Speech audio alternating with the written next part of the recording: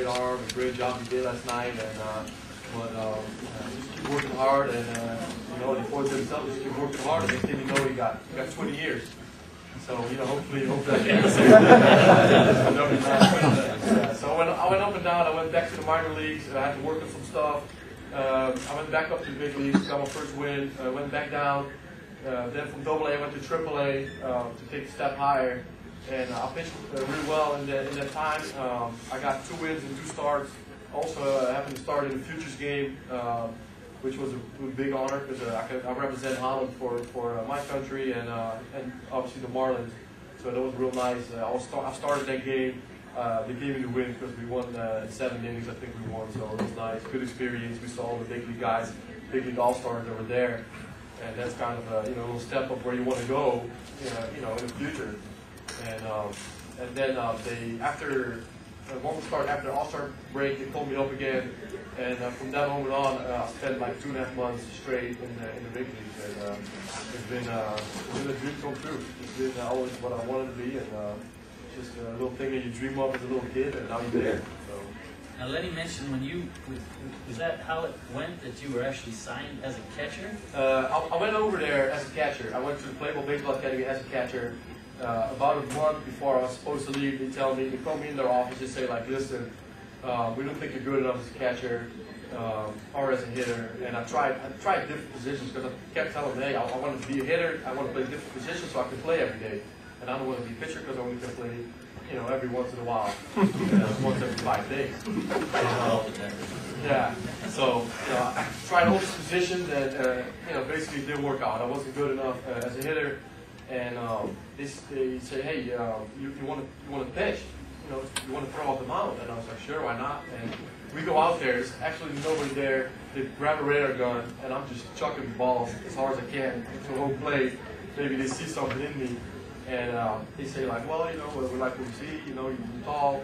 You want to throw the game? And I was like, sure.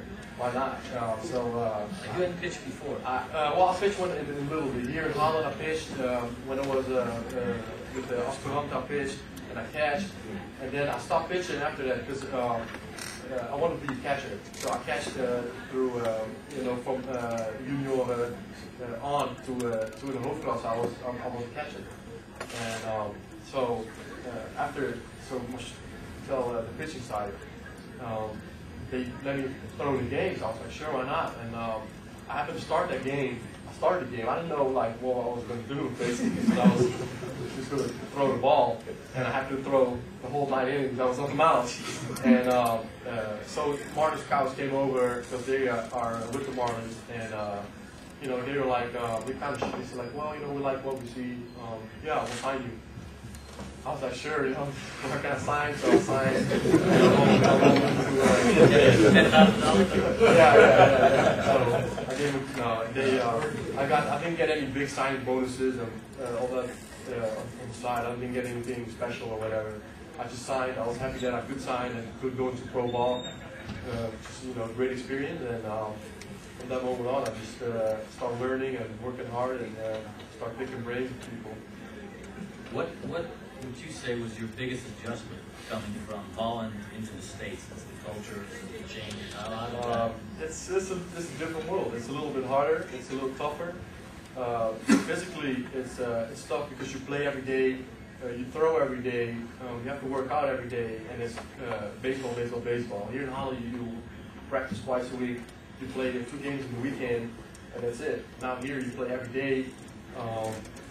You have to work out every day. You get tired quick. So when you get tired, you also get mentally tired, and that's when the mental part kicks in. Because you have to learn how to deal with failure, learn how to deal with the coaching staff. Which is not one coach. There's a lot of coaches. 30 coaches probably in the whole organization, and they try to teach you something. So it's it's a little different, mental and physical. Now, in terms of for you, you basically went through a whole organization, having pitched A-ball. Well, you never really pitched A-ball. Yeah, I started rookie ball. Okay. I pitched an A-ball, AA, AAA. During that whole year, last year? No, last year. Started in AA last year. The last season I started AA. I didn't pitch in AA. Yeah.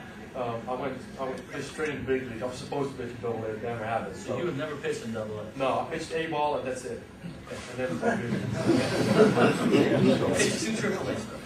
yeah, and then the semi-down, I pitched Double A for about a month, back to the big league, Double A for a start, and Triple A, 2 starts in Triple A, and then. So what would you say, as a pitcher, was the biggest difference in the level where you pitched from a hitter's perspective for you? What were the adjustments you had to make, or what were some of the things that you noticed that you made? Oh, well, the hitters are a little better. They are, now it's different because you face a lineup and from top to bottom, from 1 through 9, they can actually hit. In the minor leagues it's a little different. They have, like kind of the guys that are 7, 8, 9, they kind of try to work with them, develop them, and just like maybe the number 3, 4, 5 in the leadoff guys normally real quick. They're real quick and they just slap the ball, bunt, and stuff like that. But the guys are, like the projected guys are going to be the big leagues like 3, 4, and 5. So you kind of have to worry about those guys. Now you're in the big leagues, it's 1 through 9. You got to worry about getting through it all. So it's just, you got to be for consistently. You got to be consistent. You got to be focused the whole game. You got to be, it's not just throw the baseball. You got to be, you got to hit your spots. You got to work off speed. You got to do everything to try to get them off balance because they're very patient. They're very good. They're very balanced hitters, and they just they know what they're doing up there. Now, in American League, the pitchers say, yeah, I face Clemens, I face Pettit, I face Beckett. But in the National League, you actually face Smoltz, yes. Randy Johnson. Yes. So you're actually hitting against those guys. Yes. How's that? That's tough. Yeah. I had to, there was a couple of games, for pitchers, we have to bunt. There's a lot of bunting involved. So when there's guys on base, you got to bunt. If there's John Smoltz up there, it's not easy to bunt. You guys throw 95 with 90-mile-an-hour sliders, and I'm up there trying to bunt the ball and just try to put it down. Now what you have to do, when they run from first and second, you have to bunt the ball to a side, third base, or otherwise to first base. And it's not hard. It's hard when they throw the hard and they snap off sliders like that. You just got to make sure try to put the ball down. And wherever it ends, you got to have to let it down. It's tough. It's tough. But I was, fortunate that I got a hit off Tim Hudson. I hit it into left field. I got my first base hit, so I was kind of happy that I was on first base that I actually hit the ball. And the good thing is that you hit BP every day. We hit BP every day before the hitters hit BP. So it's only 5 guys. It's only the 5 starters. The starter that hit that day, of the pitch that day don't hit, so it's only 4 guys, and you have about 45 minutes. So we hit every day, we bunt every day, and as the season went on, I got a lot better at bunting the ball and hitting the ball. What you try to do is just hit the other way, and just try to make contact. Now you've got some people would argue the best job in baseball, starting pitcher. Yeah, pretty good job. Pretty good job. I think any job is good. Well, when you're in a rotation like that, that's a 5-man rotation. 5-man rotation. So how does that work? From say you pitch that night, the next day, how does that work? You take us through your next day. You pitch that night. The next day you do your conditioning. It's a distance run, 30 minutes, 45 minutes. You have to go with a strength and conditioning trainer that's on top of you, that you do all your stuff. You run.